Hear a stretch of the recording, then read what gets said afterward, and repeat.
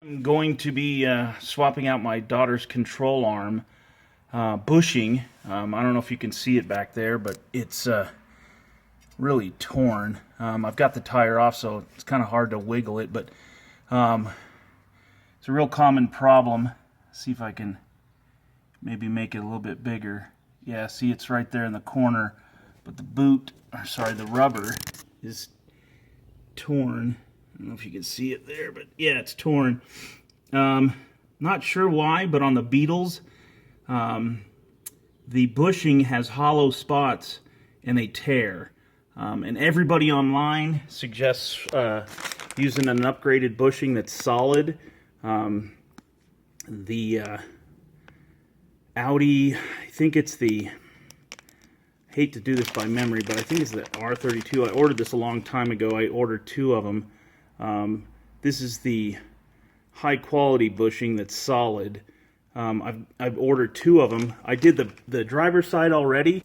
I actually had the control arms replaced by a VW mechanic, and against my better judgment, I listened to him and just replaced the control arms, and they failed again, the exact same issue. He just said it would be cheaper on labor, which he's right, to just swap out the control arm than to take out the old bushing and push in a newer one. But if you don't do it this way, you're going to end up doing the job more than once, because the OEM bushings just fail, and then you're ruining tires. You're getting uneven tire wear for sure.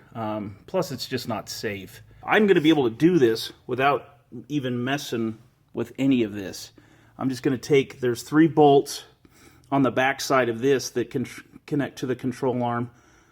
There's over here, there's this bolt, and there's the one in the front, and you can actually just pivot this and move it out of the way to get the control arm out without messing with any of this brake assembly or the hub or anything.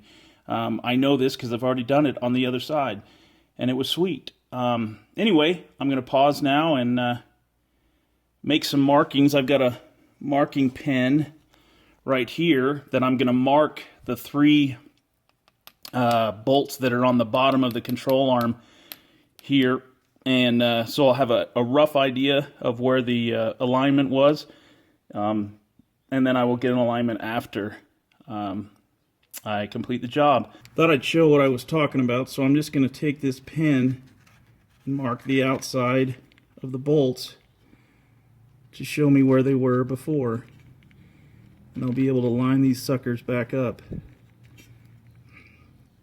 I think you can see this. Yeah, you can see it. So you have to hold the top nut while you loosen the bottom ones. I thought I'd mention that that's an 18 on both sides. And then on the bottom here, for these 3 bolts, those are a 13, and I haven't looked at the front yet, but I suspect it's the same size as the 18, but I could be wrong. I'll let you know if that's incorrect. So there's the front bolt right here, and it is an 18 as well. I've already broken it free, but thought I'd show you where it was exactly. And as you can tell, on the other side, if you can see over there, the oil pan is much closer to that bolt. So you have to loosen the mount point of the engine right there on the front. I have that on my other video, and you can actually swivel it forward. As you can tell, I've got a pretty significant oil leak. I'm going to try to deal with that soon too. I wanted to show you this too. I've got these 3 bolts loose, and then this is kind of cool. It's got all 3 of them connected. It was here sitting on the top here, just like that. That's kind of cool. Instead of 3 different nuts. You can see how long this front bolt is. It was being kind of a booger to come out because it was getting a little pressure on it, so I was pushing on the knuckle right like this. As you can see, it moves forward a little bit. The bolt with the nut that goes to the back where the actual bushing is, and the 3 bolts. And now I'm going to be able to get this thing out. So you guys watching are probably going, duh, dude, you forgot something. Yeah, I gotta connect the sway bar link there. Yeah, but I got it clear of this, if you can see that. So once I get this out, pretty sure this will be a snap. Sway bar is a 16 millimeter. Just thought I'd let you know that too. I got it disconnected, so this is going to be cake now. Now with the sway bar loose, I was able to drop it down. There it is. Now, the fun part, getting that out, and you can see how tore up that is. I'm going to take a hacksaw, cut through it this way to where it's almost to the material of the actual arm itself, and then I will break it with a chisel the rest of the way.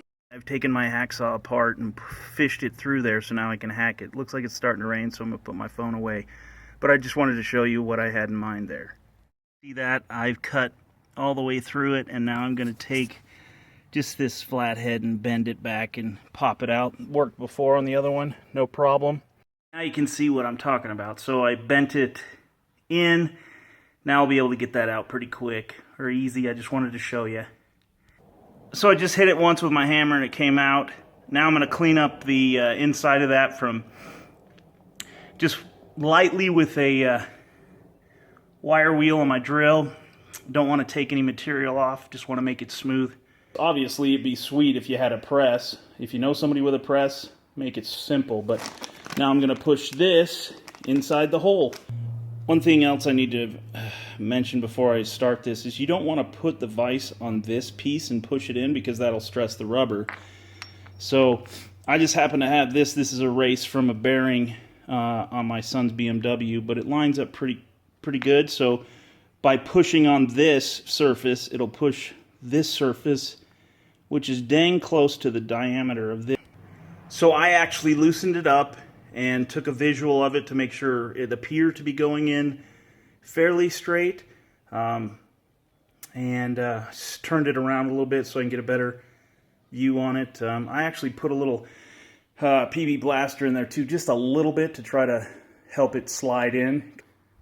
If you'll notice, I added a big washer as well. I want it to push evenly, and I rotated it around too, so it was down on that part instead of on the fingers for the where the knuckle goes. So I've almost got it. As you can tell, when you get to the end, you got to put something larger than the diameter of the hole. So as you push it through, it can it won't be hitting the vise. Otherwise, the center would be hitting the vise because it sticks out the same way it does on this side. So if you don't have these items, or even if you do, this is such a pain in the butt. I would say take it somewhere. I did it when I was working on my son's car, and they charged me like 25 bucks. I think most shops have a press, and they literally can do this in like 3 minutes because they have the right tool. This is the almost tool. It's not the right tool by far. There it is, got it in. Like I said, if I were to do it over again, probably would call around and find out somebody that would do it, because that was a pain in the butt.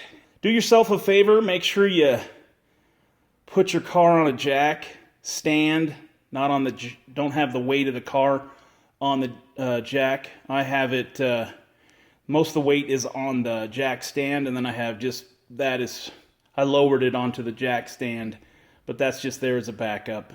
Quick, this is what I did to get it done. I loosened, or took the front bolt out, then I turned the tires to the left,